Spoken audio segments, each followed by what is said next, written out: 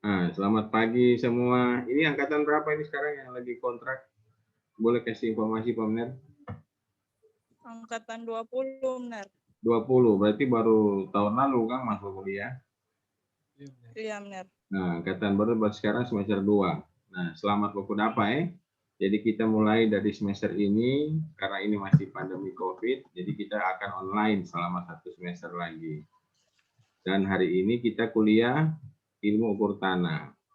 Ada yang suka kenal Pak Mener atau belum? Tulis nama atau di absen. Mener penama Mener Theo Sendo, jadi akan mengajar selama 1 semester di ilmu ukur tanah. Jadi yang mengajar di ilmu ukur tanah di jadwal, yang kalian lihat siapa lagi selain Mener Theo?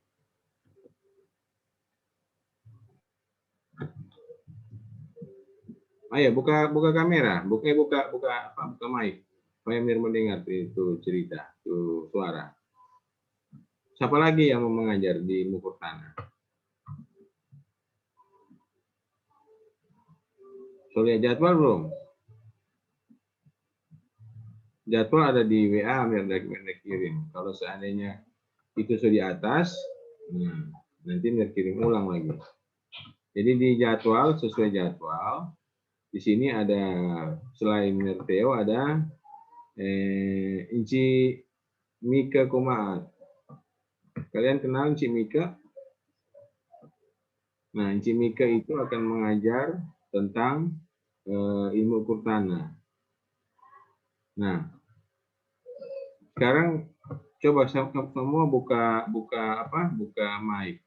Ini mau tanya satu-satu dulu nih. Kalau dari Nabil, mana Nabil? Nabil Muharam. Nah, Nabil ada tahu apa itu ilmu ukur tanah? Pernah baca? Belum. Agak kuat Nabil, ada pada dengar? Belum, Ner. Baru mau belajar ini. Kalau yang lain yang tahu siapa coba? Regina, Glenn, siapa yang tahu? Pernah baca-baca mungkin?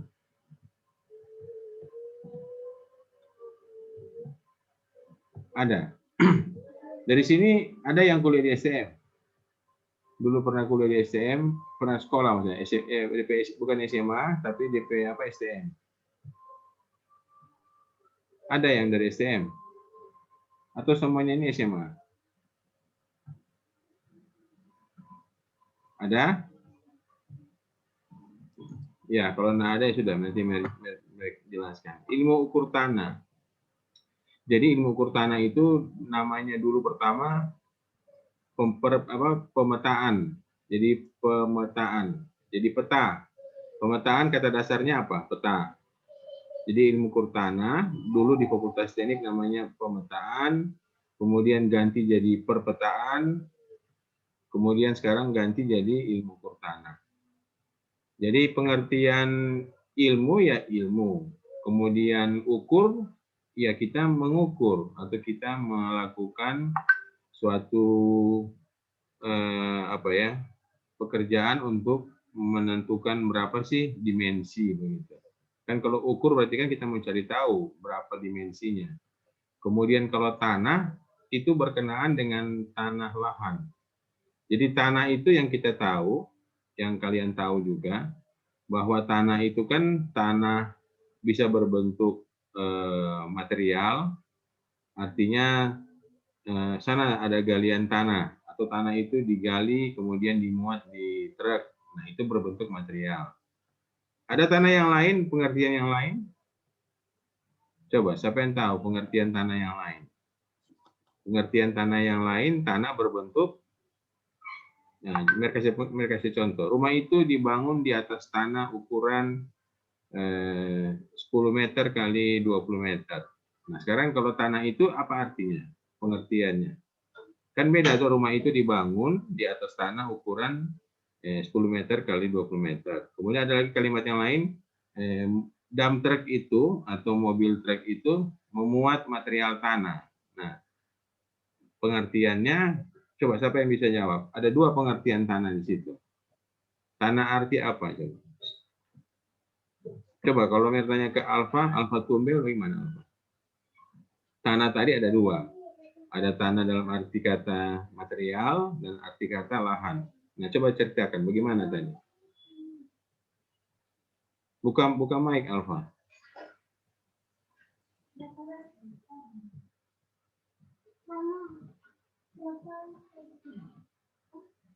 Alfa, Anda dapat dengar Pak Amir?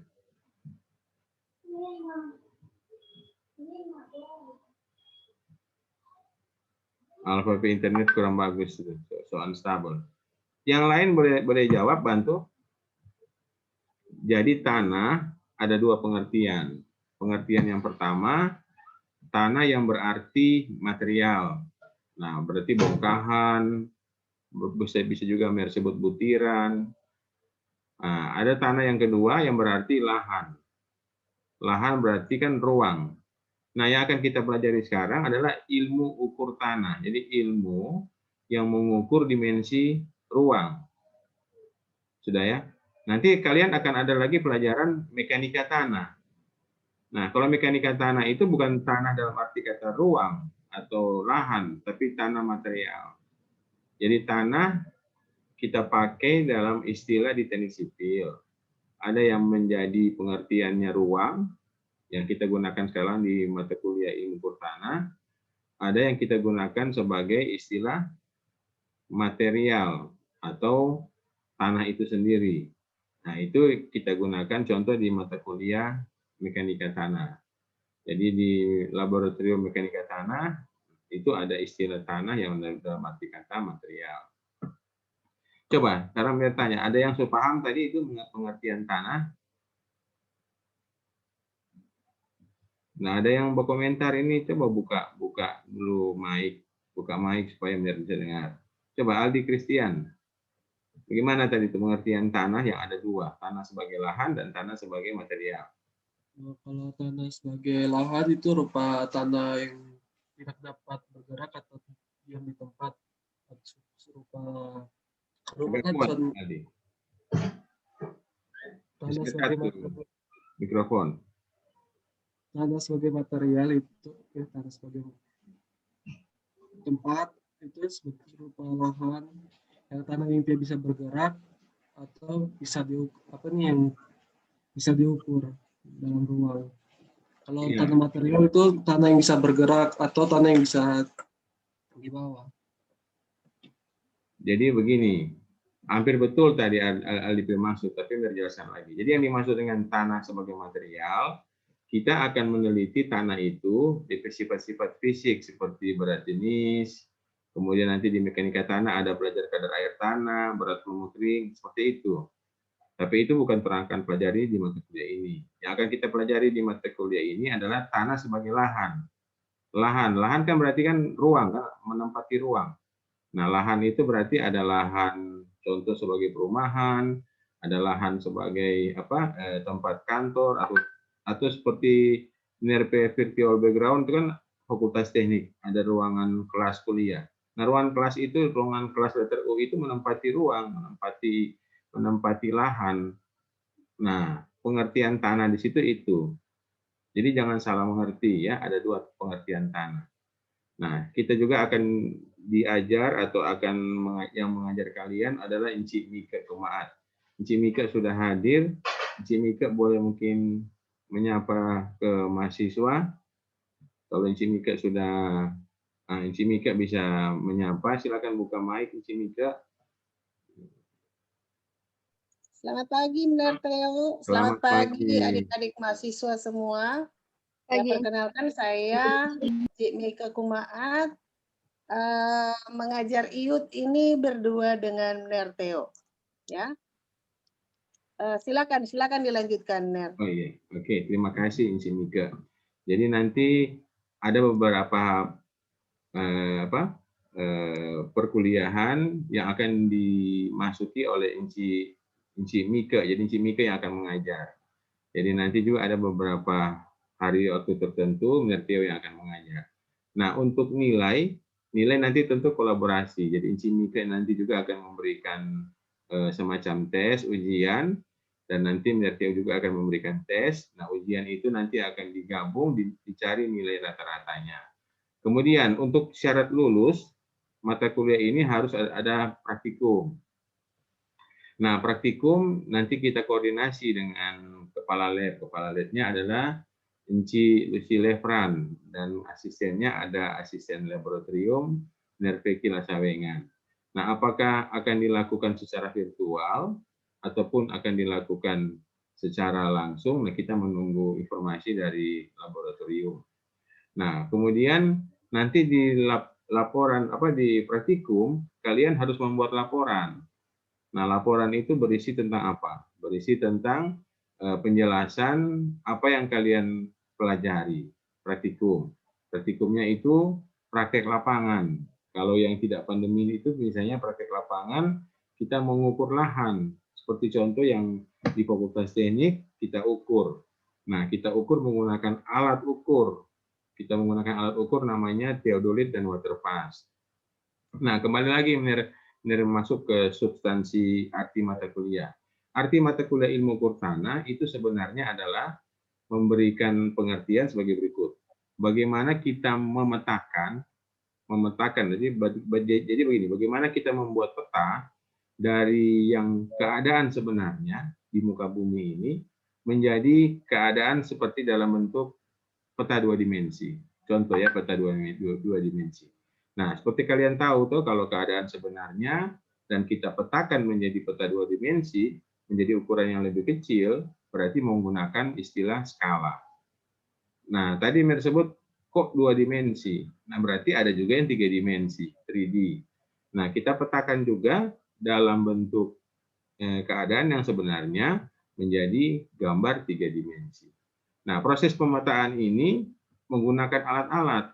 Nah, alat-alat mulai dari alat yang sederhana, misalnya pita ukur, kemudian menggunakan mistar ukur, kemudian kita menggunakan alat yang lebih bagus lagi, misalnya theodolit dan waterpass. Kemudian kalau ada yang lebih canggih lagi, ada pakai total station.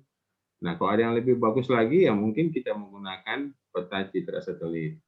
Nah, peta citra itu yang kalian sudah pernah buka di Google, itu adalah merupakan peta citra atau gambar foto udara dari satelit. Nah, kalian bisa melihat kan bentuk rupa bumi yang sebenarnya, tetapi dalam bentuk ukuran yang kecil. Bayangkan, bumi yang besar itu bisa ada dalam ukuran handphone, karena digunakan skala. Kalau kalian zoom, kalian perhatikan. Kalian zoom itu maksudnya kalian perbesar. Kalian perhatikan ada angka yang berubah.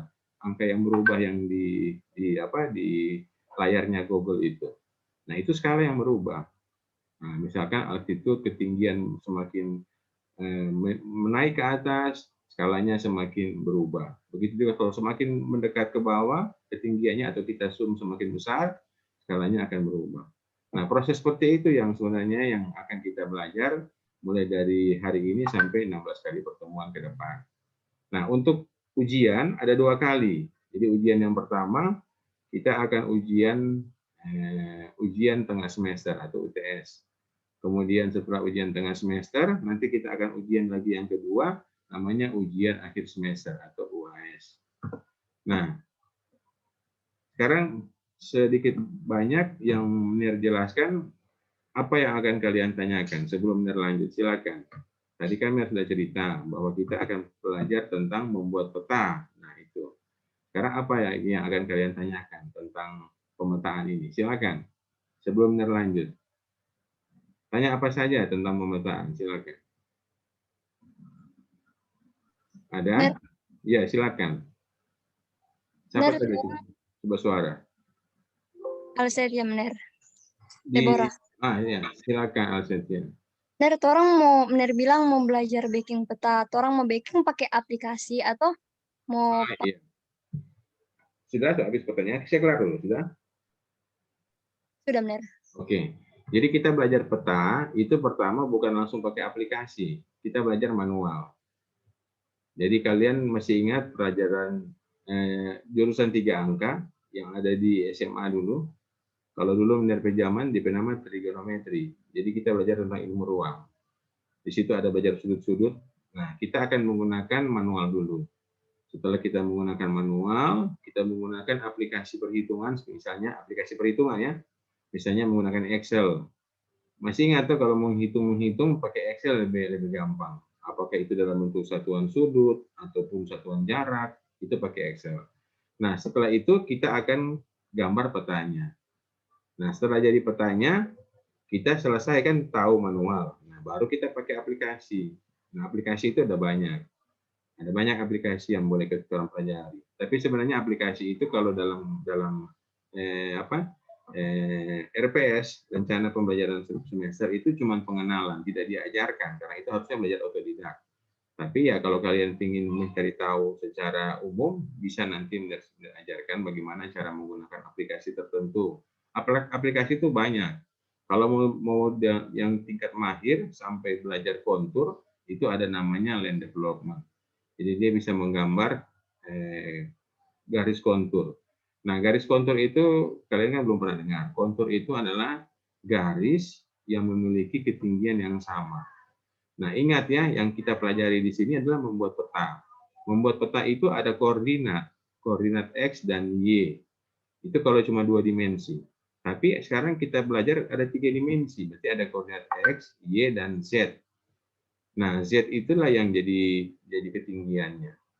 Nah, jadi nanti kalau kalian selesai menggambar, misalkan jadi peta 3D, peta 3 dimensi, nah itu nanti akan keluar bentuk konturnya. Jadi kalau kalian pernah lihat tangga, kontur itu mirip seperti tangga. Kalau kalian pernah lihat tangga, dari anak tangga paling bawah, itu kan kalau kita mau naik ke atas, berarti kan ada ketambahan elevasi, atau ada ketambahan ketinggian. Misalkan anak tangga paling bawah 0. Anak tangga kedua, misalkan contoh, tangganya itu, tingginya itu sekitar 25 cm setiap anak tangga. Berarti kalau kita sampai ke anak tangga ke-10, berarti kita naik setinggi 2,5 meter. Nah, setiap 25 cm kita garis satu garis. Garis kedua, garis ketiga. Ya, seperti itu. Jadi yang kontur itu seperti itu. Itu adalah kontur dengan interval kontur 25 cm atau 0,25 meter. Ada juga interval kontur yang setiap garisnya bernilai bukan 25 cm, misalkan 1 meter. 1 meter kita garis, 1 meter kita garis. Sehingga kita bisa menggambarkan apa? Bentuk dari bukit. Nah, bentuk dari bukit atau bentuk dari suatu lembah dengan bentuk apa? Dengan bentuk yang tadi, garis-garis tadi. Nanti saya kasih contoh ini, ada di slide. Dan lagi buka. Nah, untuk materi minta kalian boleh belajar pakai materi yang lain banyak. Dari Miner Peki Lasawengan ada, dari Miner Theo ada, dari Simika ada. Kalian boleh pakai sebagai materi untuk menambah referensi. Nah, tetapi kalian tetap harus belajar mengikuti RPS, rencana pembelajaran semester. Artinya ada tuh perhitungan-perhitungan yang mungkin untuk tingkat lanjut, ya jangan dulu kalian pelajari. Mendingan pelajari yang sesuai ada di semester. Karena pemetaan ini kalau yang ada sekarang, itu zaman kuliah dulu ada 2 pemetaan. Perpetaan 1, perpetaan 2. Nah, sekarang digabung menjadi perpetaan. Jadi kan berarti ada dua mata kuliah dulu ini. Nah, ini Miner share screen. Boleh kelihatan? Ini Miner share screen. Nah, ini materinya. Nanti materi ini Miner akan kirim di WA Group. Nah, di WA Group. Oke, sebelum kita lanjut ke materi, Miner mau kirim dulu kode apa itu, kode absen. Oke, kode absen. Jadi Miner akan kirim kode absen supaya kalian sambil ikut kuliah bisa isi absen. Jadi isi absen kan seperti yang lalu kan, tahu toh. Jadi Miner akan kirim kode presensi. Jadi presensi ini tidak lama ya. Jadi dia akan tutup di jam 10. Jadi kalau kalian tidak isi absen dari sekarang, nanti bisa tidak bisa masuk absennya. Jadi mesti isi absen dari sekarang. Ini begitu Miner buka, silakan langsung isi absen. Nah, boleh lihat di WA Group. Nah, Miner juga akan taruh di ini saya mati dulu, Miner taruh di Zoom chatting. Di Zoom chatting itu ada kode absen, batas presensi sampai jam 10 pagi. Nah, oke, baru sekarang kita masuk pada materi. Nah, sebelum lanjut, ada lagi yang mau bertanya? Silakan. Kalau masih ada yang mau bertanya. Ya, kita akan lanjut sekarang masuk di materi. Nah, bisa kelihatan ya, jelaskan DP gambar, DP slide maksudnya. Ya, ini ada istilah-istilah. Kalau kita di Indonesia kan kita kenal dengan nama ilmu ukur tanah. Kemudian kita juga mengenal dengan pemetaan atau perpetaan. Kemudian kalau di luar negeri, misalnya pakai sistem bahasa Inggris, dia namanya surveying. Jadi ada survei tambah akhiran ing, berarti kan sedang melakukan survei kalau pengertian dalam bahasa Inggris. Nah, perhatikan di sini. Nah, ini ada pengertian surveying. Surveying adalah suatu ilmu untuk menentukan posisi titik di permukaan bumi. Nah, dalam hal pemetaan atau survei, kita tahu ada dua jenis. Jadi ada dua jenis. Yang pertama adalah plane surveying.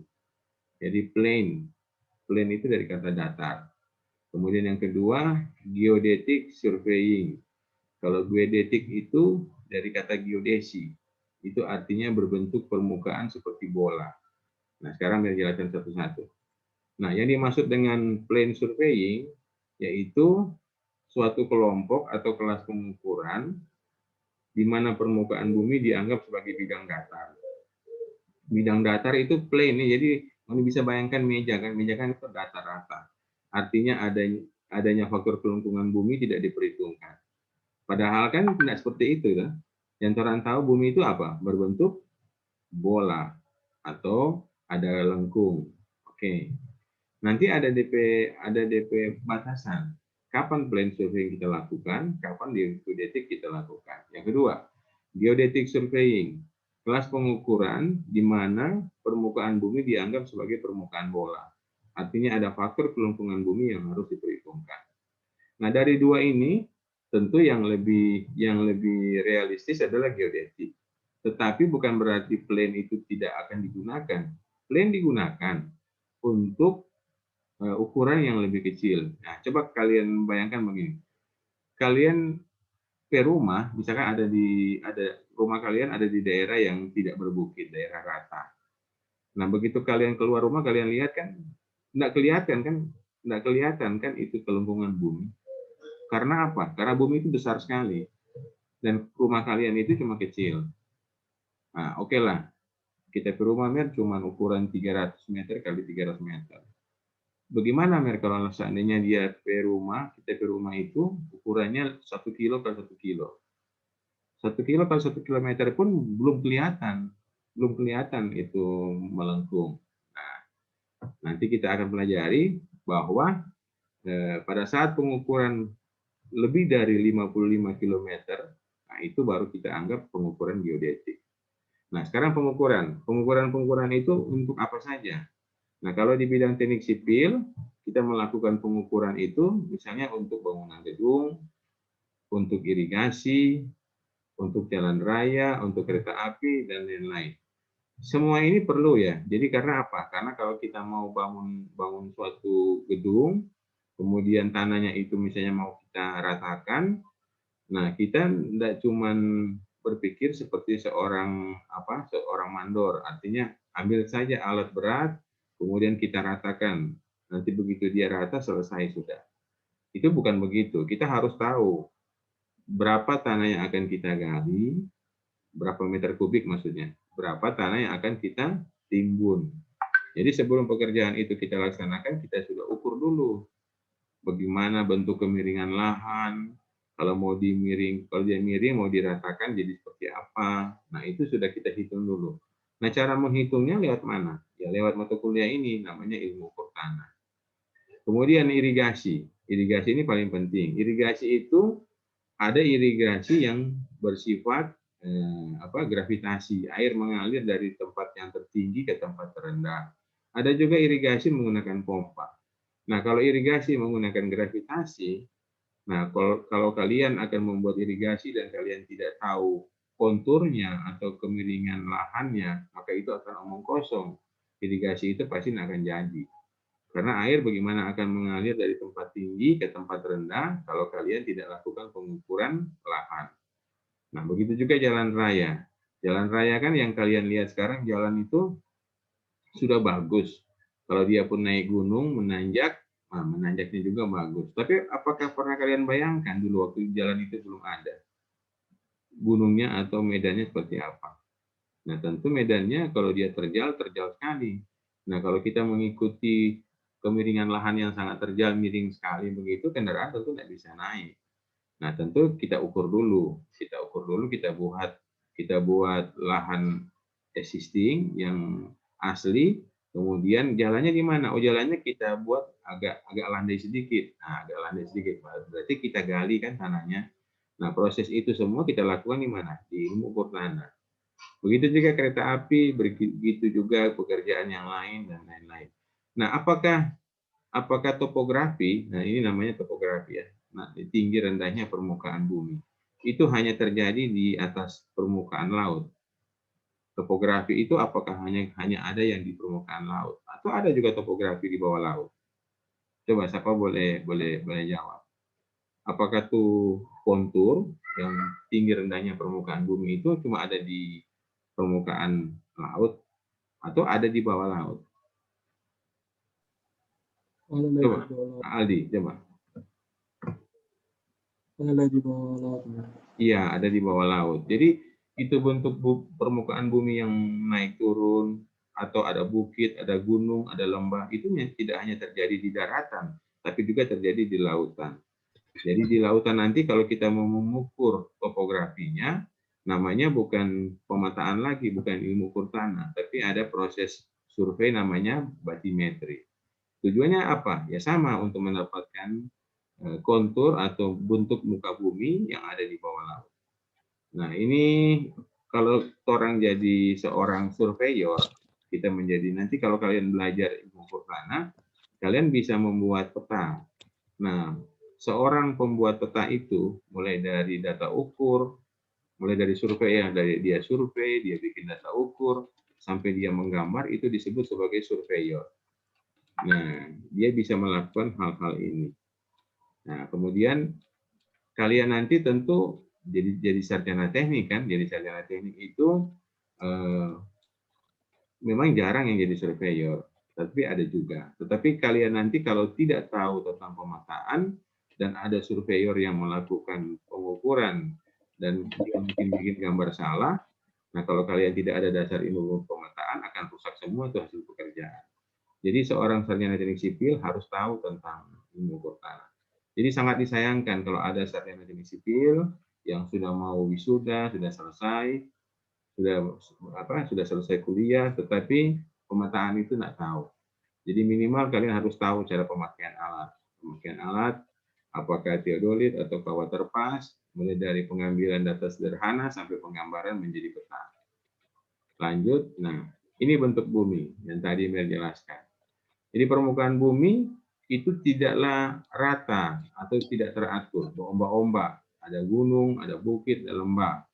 Nah, sehingga untuk keperluan analisis dalam surveying, kita asumsikan permukaan bumi dianggap sebagai permukaan matematik yang mempunyai bentuk dan ukuran yang membentuk geoid. Jadi geoid itu adalah permukaan air laut rata-rata dalam keadaan tenang. Jadi nanti ada di gambar. Nah, menurut ahli geologi, secara umum geoid tersebut lebih mendekati bentuk permukaan sebuah elipsioida atau elips putar. Elipsioida dengan bentuk dan ukuran tertentu yang digunakan untuk perhitungan geodesi disebut elipsioida referensi. Nah, ini ada gambar, ini ada yang di sini yang disebut dengan apa? Elipsioida referensi. Kemudian ini yang geoid. Nah, ini bentuk permukaan bumi yang tadi bilang ada gunung. Nah, A aksen ini tinggi gunung. Kemudian dia dihitung dari A. A itu adalah elipsioida referensi, atau itu adalah tinggi muka air rata-rata.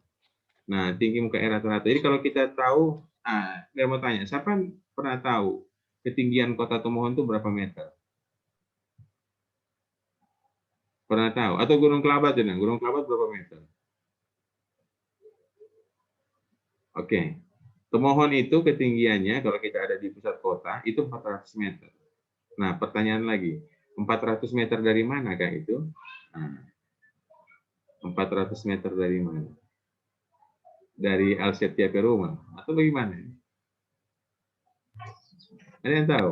Tadi ada 3 koordinat ya, koordinat X, Y, dan Z.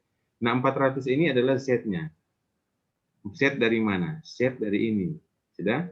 Jadi Z dari permukaan yang berbentuk referensi elipsioida ini. Jadi kalau pemohonnya ada di A aksen, muka lautnya ada di sini. Jadi 400 meter itu 400 meter dari DPL, dari permukaan laut rata-rata, atau mean sea level. Sudah jelas? Jadi kalau Gunung Kelabat misalkan 3.000 dari muka laut. Begitu juga kalau pesawat terbang, toh. Pesawat terbang itu tinggi jelajah adalah misalkan contoh 10.000 meter dari muka laut. Nah, itu muka laut yang dihitung.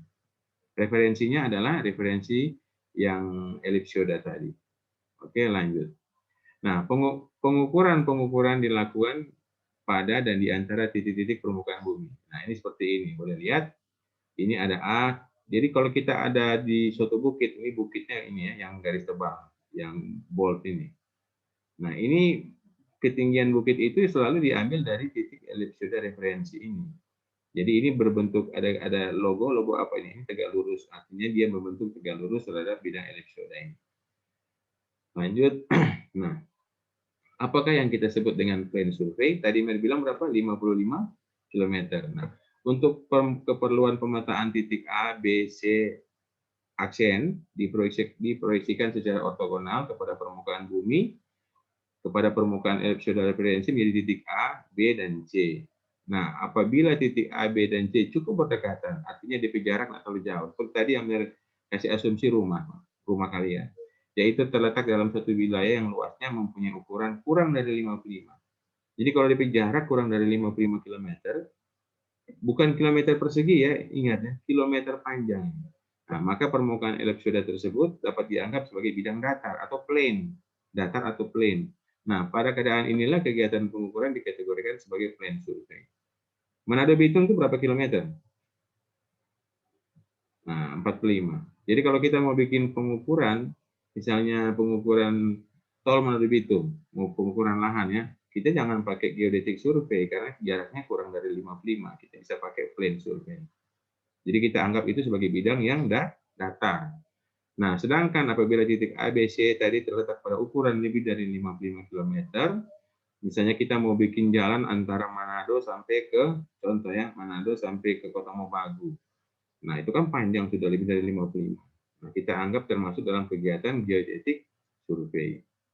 Jadi, sudah bisa jelaskan kapan kita pakai geodetic, kapan kita pakai plane. Karena jarak lebih dari 55 baru kita pakai geodetic.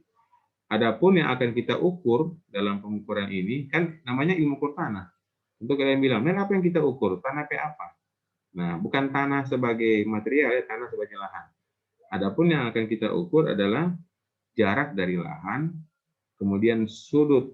Sudut itu selalu kita acuan utara dulu. Utara, kemudian kita mau sudut 90 derajat, berarti dari utara kita putar searah jarum jam menghadap ke 90 derajat. Kalau 90 derajat dari utara searah jarum jam, apa itu? Arah mana? Mata angin masa SMA nggak tahu. Mata angin ada utara, kemudian kalau 90 derajat ke arah kanan, searah jarum jam, kita akan membaca arah apa? Arah timur. Oke, betul. Kalau secara 180 derajat, ke arah mana? Selatan, ya toh. Kalau 270 Alsetia ke mana 270? Ke arah barat. Itu yang disebut sudut. Oke, sekarang ketinggian.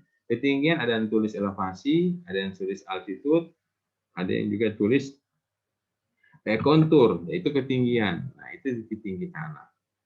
Sudah? Nah, sekarang kita lihat yang lebih detail.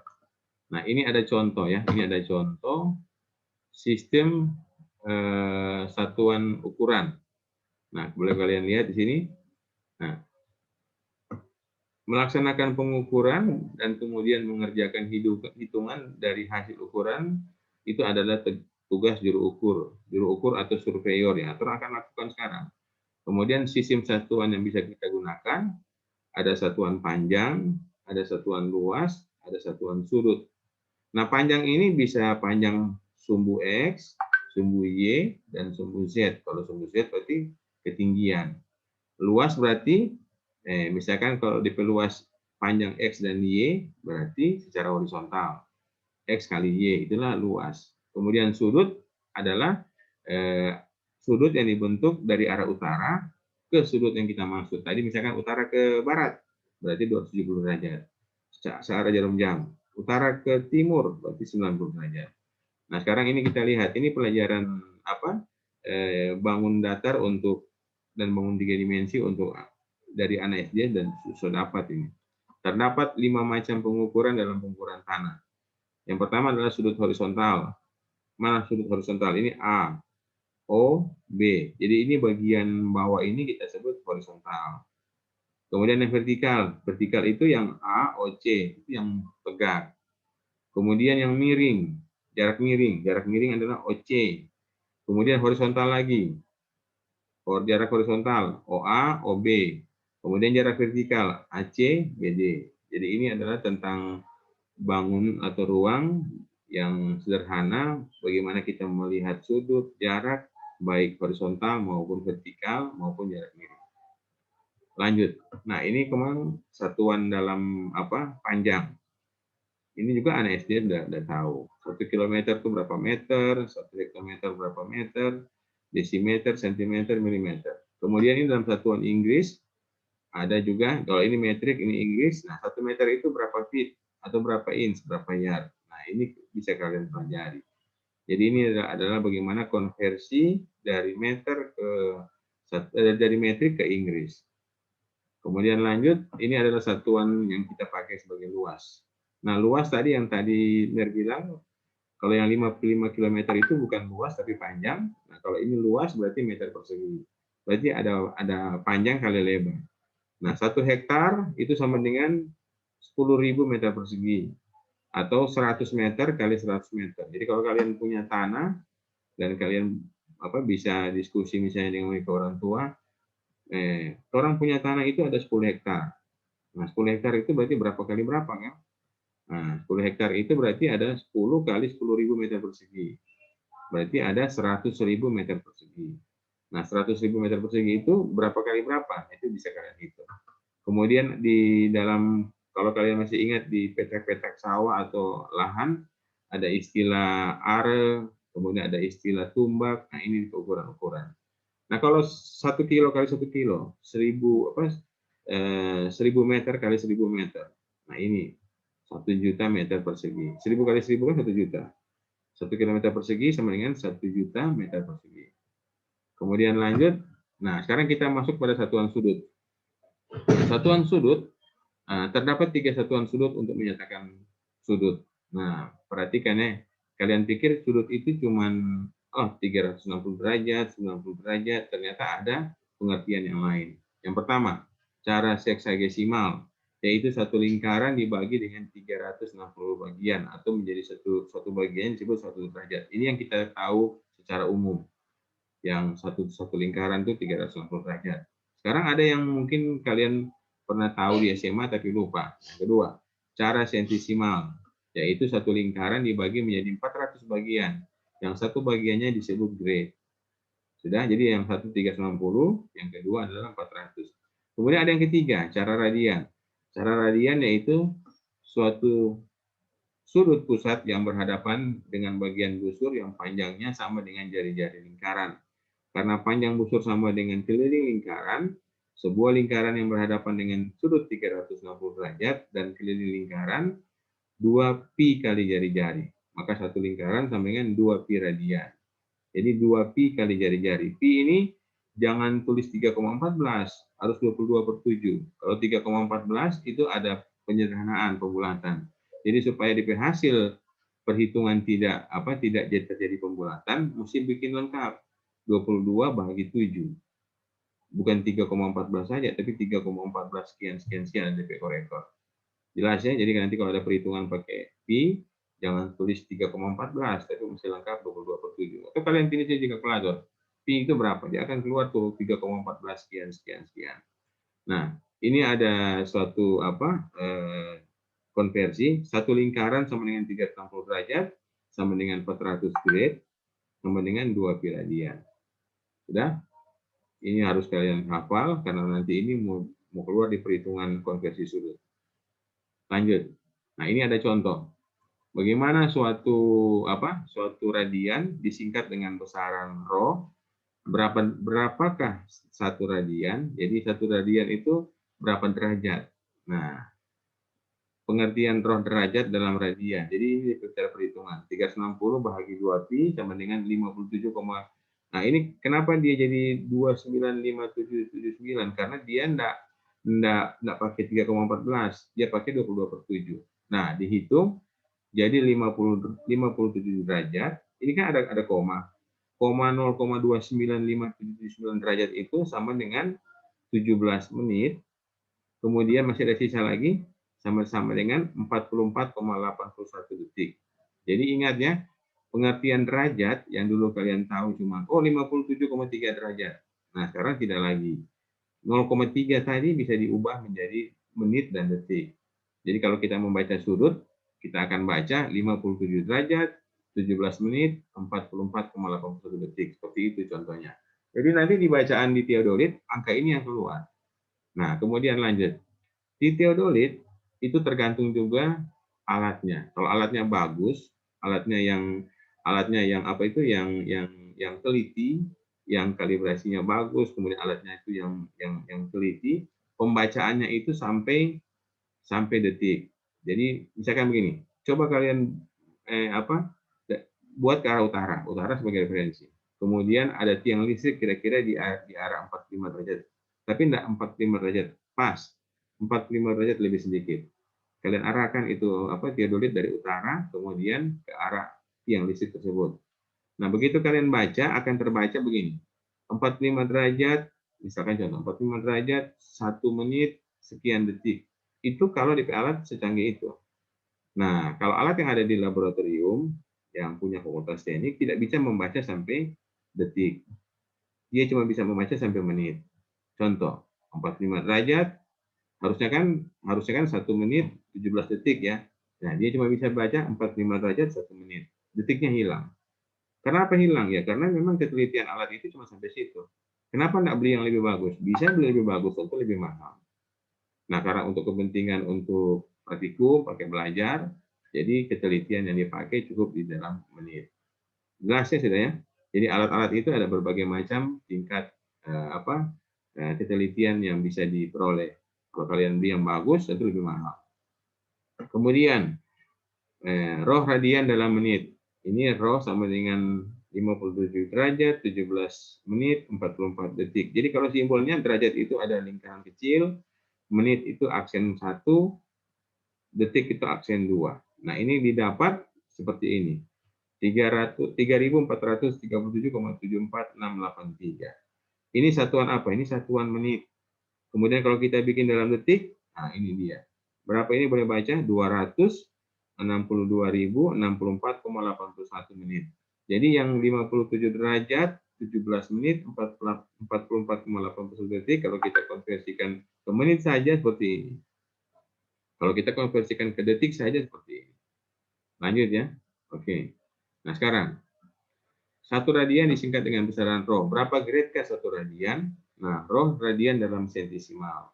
Ini ada rho sama dengan 400 grade tadi bahagi 2pi sama dengan 63,661977 grade. Kemudian bagaimana? Lebih kecil. Nah, tadi kan kalau di derajat ada derajat, menit, detik. Kalau di grade ada grade, centigrade dan centigrade. Jadi kalau grade itu setingkat derajat, kalau centigrade setingkat menit, kalau centigrade setingkat detik. Jadi ingat ya, centigrade, dan centigrade. Jadi yang sebesar 63,661977 grade, kalau kita buat dalam centigrade, ini dia, 63661977. Kalau kita buat dalam centigrade, nah ini. Ini memang mirip karena satuannya kelipatan 100. Jadi tidak seperti tadi yang derajat ada 60. 1 derajat 60 menit.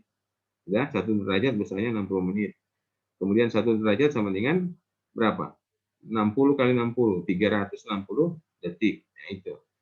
Kalau ini kan satuannya 100. Jadi kalau di atas 100 ya 100 kali 100 jadi 10.000. Ini gampang karena satuannya tidak menggunakan 0 sampai 60, 1 sampai 60, tapi 1 sampai 100. Lanjut. Nah, sekarang ini ada soal seperti ini. Hubungan antara seksagesimal dengan sentesimal. 360 derajat sama dengan 400 grade. Ini DP angka konversi. Jadi kalau ada soal begini, coba kalian konversikan 1 derajat itu berapa menjadi berapa grade. Nah, tinggal kali 1,1. Misalkan ada 10 derajat, ya kali 1,1. Ini jadi artinya 1,1. 10 kali 1,11 grade. Nah, gitu. Kemudian ini juga kebalikannya. Grade maupun dari grade maupun ke derajat. Nah, merasa ini gampang, kita lihat di soal. Nah, ini dalam contoh soal. Ini contoh soal ya. Nyatakan 1,86 radian dalam ukuran derajat. Jadi ini konversi, 1,86 radian bikin dalam satuan derajat. DP jawaban seperti ini. 1 radian sama dengan ini. Ini angka konversi ya. Nah, 1,86 kali 1,86 ini dapat 106 derajat 34 menit atau 34 menit dan 12,5 detik. Nah, ini DP cara bercari seperti ini. 2 pi radian 390, 1 radian, nah jadi ini seperti ini. Bisa ya, jelas ya? Gampang kan? Coba ada yang mau bertanya di sini, silakan. Masalah perhitungan konversi sudut. Kayaknya masih mudah, jadi boleh. Lanjut. Nomor 2, 72 derajat dalam ukuran radian. Jawab 2 pi radian 360 derajat. Jadi kalau 72 derajat, 2 pi kali 72 bahagi 360. 1,25566 radian. Jelas ya? Nah. Nomor 3, nyatakan 56 derajat 18 menit 45 detik ke dalam ukuran sentesimal. DP jawaban ini. Oke, sudah? Lanjut. Nah, ini. Sudah? Boleh? Kira-kira ada pertanyaan? Sampai ini, sampai hari ini? Sampai sekarang maksudnya. Ada? Nah, Ner share lagi di soal ini, di slide ini. Ner ada bikin PR. Nah, ini PR. Boleh lihat ya. Ini latihan soal. Kalian kerjakan ya latihan soal halaman slide 20. Latihan soal halaman slide 20. Kumpul minggu depan. Nah, nanti minggu depan lagi kita akan belajar tentang jarak. Jadi ini kita baru belajar tentang sudut. Kalau ini jarak. Sudah ada pertanyaan mengenai sudut? Ya, tentu Ner kirim saja sekarang ya DP materi. DP materi Ner kirim sekarang. Tim ukur tanah kan. Boleh lihat di WA. Boleh lihat di WA. Ner akan segera kirim materi PowerPoint tadi untuk kalian gunakan sebagai referensi mengerjakan tugas untuk minggu depan. Nah, sambil Ner kirim, ayo silakan siapa yang mau bertanya tadi yang pertemuan awal kita secara sekilas. Mudah-mudahan bisa jelas. Jadi Ner akan bikin soal. Soal sudah ada, kalian jawab dan kumpul minggu depan. Ada pertanyaan? Ayo, silakan. Ada? Alsetia yang ada pertanyaan? Ya, enggak ada, benar. Boleh, Kang. Jadi gampang tuh mau baking dong. Boleh, boleh. Boleh? Iya. Boleh lihat di itu, di WA. Sekarang siapa yang belum isi absen? Yang belum isi absen siapa? Sudah? Oke, kalau sudah, kuliah kita sampai di sini. Terima kasih semua yang sudah join. Yang sudah join, jangan lupa kita join lagi minggu depan jam 8. Jam 8 tepat. Boleh? Nah, kalau ada pertanyaan, ada di grup WA ya, silakan tanya apa saja. Di grup WA. Kalian bisa tanya, nah kita kurang jelas ini. Nah, nanti Ner akan jelaskan lewat WA juga. Oke, semuanya terima kasih. Selamat pagi, selamat belajar.